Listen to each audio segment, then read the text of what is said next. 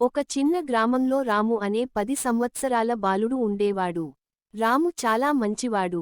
ప్రతిరోజు ఉదయం లేచి తన తల్లిదండ్రులకు పనుల్లో సహాయం చేసి, తర్వాత పాఠశాలకు వెళ్ళేవాడు. అతనికి జంతువులు, పక్షులు అంటే ఎంతో ఇష్టం. ఇంటి ముందు ఉన్న పెద్ద మర్రిచెట్టు కింద ప్రతిరోజూ కొద్దిగా బియ్యం గింజలు చల్లి పక్షులకు ఆహారం పెట్టేవాడు. ఆ చెట్టుపై ఎన్నో పావురాలు, పిచ్చుకలు, కాకులు వచ్చేవి. వాటిలో ఒక తెల్లని చిన్న పావురం మాత్రం ప్రతిరోజూ రాము దగ్గరకు వచ్చేది. మొదట్లో అది చాలా భయపడేది. కాని రాము ఎప్పుడూ దానిని తరిమేవాడు కాదు. ప్రేమగా గింజలు వేస్తూ, రా చిన్నా, భయపడకు అని మృదువుగా మాట్లాడేవాడు. కొన్ని రోజుల తర్వాత ఆ పావురం రామును పూర్తిగా నమ్మింది. అతను పిలిస్తే వెంటనే ఎగిరి వచ్చేది. అతని భుజంపై వాలేది. రాము కూడా దానికి చిన్ని అని పేరు పెట్టాడు. ఇద్దరూ మంచి స్నేహితులయ్యారు. పాఠశాల నుంచి వచ్చిన వెంటనే రాము చిన్ని కోసం గింజలు తీసుకొచ్చేవాడు. చిన్ని కూడా రాము కనిపించగానే సంతోషంగా గూటి నుంచి ఎగిరివచ్చి అతని చుట్టూ తిరుగుతూ కూతలు పెట్టేది. గ్రామంలోని పిల్లలంతా ఈ స్నేహాన్ని చూసి ఆశ్చర్యపడేవారు. ఒకరోజు భారీ వర్షం పడింది.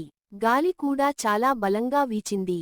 చెట్లు ఊగిపోతూ ఉండగా చిన్ని గూటి కింద పడిపోయింది. దాని రెక్కకు గాయం అయింది. అది ఎగరలేక బాధతో అటూ ఇటూ తిరుగుతోంది.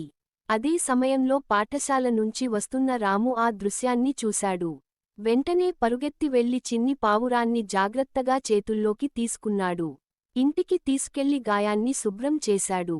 కొద్దిగా మందు రాసి, మృదువైన గుడ్డతో చిన్న గూటిలా తయారు చేసి అందులో పెట్టాడు. రాము తల్లి కూడా చిన్ని కోసం బియ్యం, నీళ్లు పెట్టింది.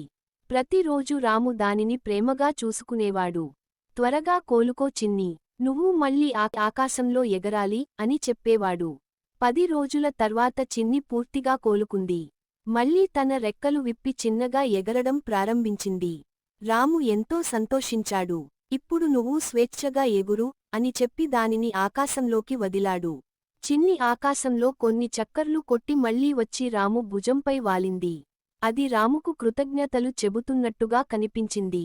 రోజులు గడిచాయి. ఒకరోజు రాము తన స్నేహితులతో కలిసి అడవి అంచున ఉన్న మామిడి తోటకు వెళ్లాడు. ఆటలలో మునిగిపోయి అందరూ ఇంటికి వెళ్ళిపోయారు. కాని రాము మాత్రం దారి తప్పిపోయాడు.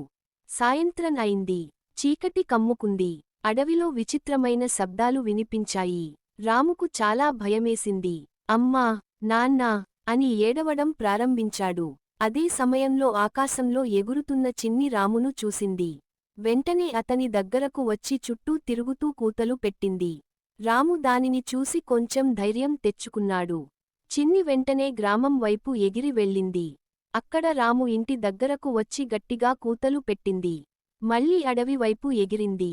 మళ్లీ వచ్చి అదే విధంగా చేసింది. రాము తండ్రికి ఏదో అనుమానం వచ్చింది. ఈ పావురం ఏదో చెప్పాలని ప్రయత్నిస్తోంది అని భావించాడు. వెంటనే కొంతమంది గ్రామస్తులను తీసుకుని చిన్ని వెనక నడిచాడు. చిన్ని వారిని నేరుగా రాము ఉన్న చోటుకు తీసుకెళ్ళింది. అక్కడ రాము భయంతో ఒక చెట్టు కింద కూర్చుని ఉన్నాడు. తండ్రిని చూసిన వెంటనే పరుగెత్తి వెళ్లి గట్టిగా హత్తుకున్నాడు.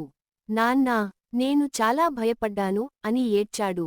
రాము తండ్రి చిన్ని వైపు చూసి, ఈ చిన్న పావురమే మా బిడ్డను కాపాడింది. దీనికి మనం ఎప్పటికీ రుణపడి ఉంటాం అని అన్నాడు. ఆ రోజు నుంచి గ్రామంలోని ప్రతి ఒక్కరూ పక్షులను ప్రేమగా చూసుకోవడం ప్రారంభించారు.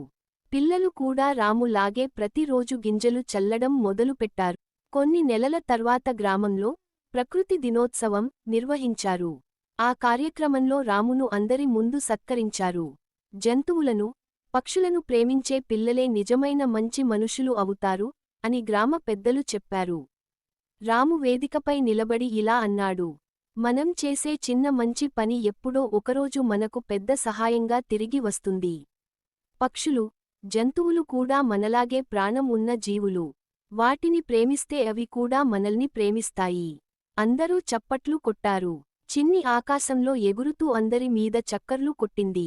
ఆ దృశ్యం చూసి గ్రామమంతా ఆనందంతో నిండిపోయింది. ఆ రోజు నుంచి రాము, చిన్ని స్నేహం గ్రామమంతా ఆదర్శంగా మారింది. పిల్లలు కూడా ప్రకృతిని ప్రేమించడం నేర్చుకున్నారు. ప్రతి ఉదయం పక్షులకు ఆహారం పెట్టడం గ్రామంలో ఒక మంచి అలవాటుగా మారింది. నీతి: ప్రేమతో చేసిన ప్రతి మంచి పని ఎప్పటికైనా మనకు మేలు చేస్తుంది. మనుషులతో పాటు జంతువులు, పక్షులను కూడా ప్రేమించి కాపాడాలి. నిజమైన దయ ఎప్పుడూ వృధా కాదు. ఆ వీడియోలు నచ్చితే మరిన్ని వీడియోల కోసం సబ్స్క్రైబ్ చేయడం మర్చిపోవద్దు.